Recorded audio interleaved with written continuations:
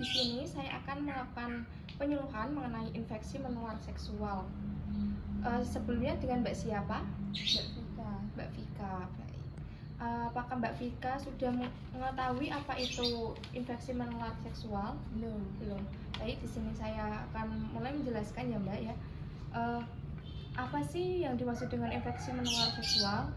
Infeksi ini yaitu infeksi yang menular melalui hubungan intim. Penyakit ini umumnya ditandai dengan ruam atau lepuh, keputihan, dan nyeri di area kelamin.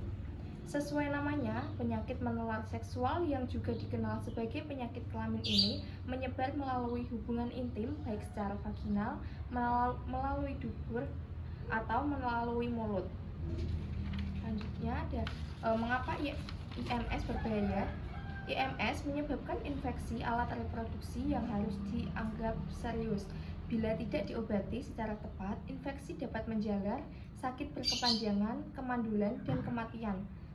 Remaja perempuan perlu menyadari bahwa risiko untuk terkena IMS lebih besar daripada laki-laki sebab alat reproduksi perempuan lebih rentan dan seringkali berakibat lebih parah karena gejala awalnya tidak segera dikenali, sedangkan penyakit berlanjut ke tahap lebih parah. Misalnya, keputihan yang lebih disebabkan oleh kuman atau bakteri yang masuk ke vagina akibat pemeliharaan kebersihan yang buruk. Selanjutnya, siapa yang beresiko tertular IMS? Semua orang yang sudah pernah melakukan hubungan seksual beresiko tertular IMS. Resiko tersebut akan lebih tinggi pada orang yang pertama melakukan hubungan seksual dengan berganti-ganti pasangan atau multi partner, kedua melakukan hubungan seksual dengan seseorang yang multi partner, ketiga melakukan hubungan seksual tanpa pengamanan atau tanpa menggunakan kondom. Lalu, cara penularan infeksi menular seksual. Infeksi ini dapat tertular melalui berbagai perantara, antara lain yang pertama darah, kedua ibu hamil kepada bayinya, ketiga tato dan tindik, keempat sentuhan, kelima cara membersihkan organ genitalia. Jenis-jenis infeksi menular seksual. Yang pertama ada infeksi menular seksual yang disebabkan oleh bakteri, contohnya seperti chlamydia, gonorrhea, sifilis, dan chancroid. Yang kedua, infeksi menular seksual yang disebabkan oleh virus seperti herpes genital, candyloma acuminata atau jengger ayam, HIV atau AIDS. Yang ketiga, infeksi menular seksual yang disebabkan oleh jamur. Salah satu infeksi menular seksual yang diakibatkan oleh jamur yaitu candidiasis. Candidiasis ini merupakan penyakit yang disebabkan oleh Candida albicans. Untuk selanjutnya, yang keempat ada infeksi menular seksual yang disebabkan oleh protozoa. Salah satu penyakit yang disebabkan oleh protozoa yaitu trichomoniasis. Lalu ada tanda dan gejala infeksi menular seksual. Penyakit menular seksual yang mungkin muncul antara lain sebagai berikut. Yang pertama ada keluar cairan atau keputihan yang tidak normal dari vagina atau penis. Yang kedua, pada pria sering rasa panas seperti terbakar atau sakit selama atau setelah kencing. Yang ketiga, luka terbuka atau luka basah sekitar alat kelamin atau mulut yang luka tersebut yang dapat terasa sakit atau tidak.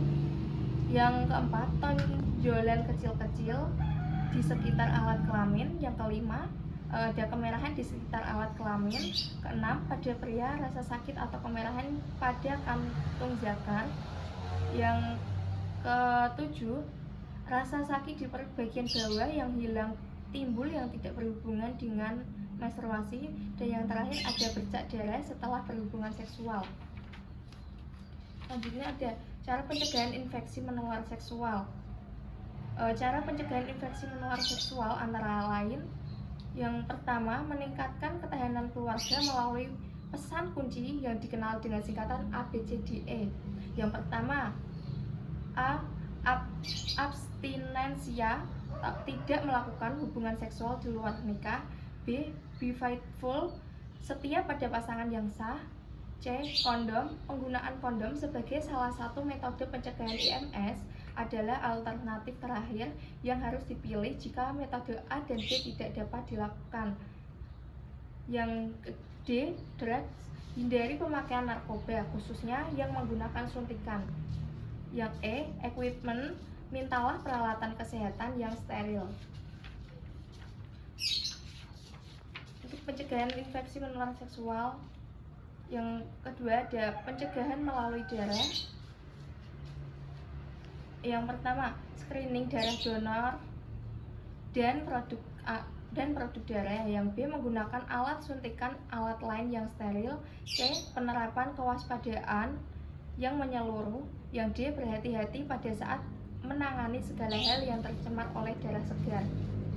Yang ketiga ada pencegahan menular dari ibu ke anak. Yang A, pemeriksaan dan konseling ibu hamil. Yang B, pemberian obat antiretroviral bagi ibu hamil yang mengidap infeksi HIV.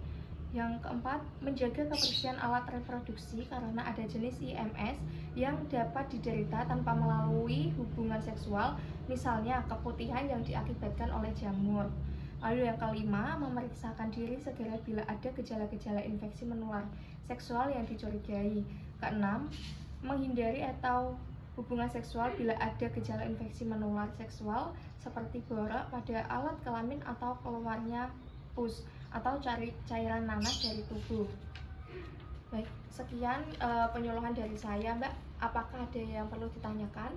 Ada, Mbak. Itu biasanya kan orang yang terkena infeksi menular seksual seperti HIV itu kan merasa insecure. Nah, cara mengatasinya itu gimana, Mbak? Kita bisa mengikuti komunitas agar kita mempunyai support system biar tetap mempunyai semangat untuk hidup. Lalu jangan putus dengan pengobatan-pengobatan yang telah dilakukan, disarankan oleh dokter, dan jangan lupa berikhtiar, tetap berikhtiar pada Allah. Apakah sudah cukup? Sudah. Baik. Saya tutup ya, Mbak. Terima kasih atas waktunya.